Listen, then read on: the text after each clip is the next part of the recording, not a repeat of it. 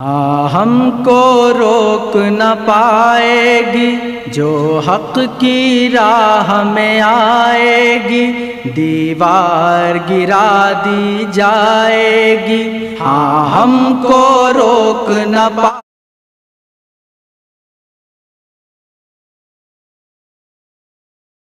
اور یہ بھی یاد رکھیے کہ امام مالک پہ یہ جھوٹا تہمت لگائے گی کہ وہ ہاتھ چھوڑ کر قائل تھے۔ الموطا امام مالک میں انہوں نے پورا باب باندھا ہے کہ دایاں ہاتھ بائیں زیرہ پر رکھا جائے۔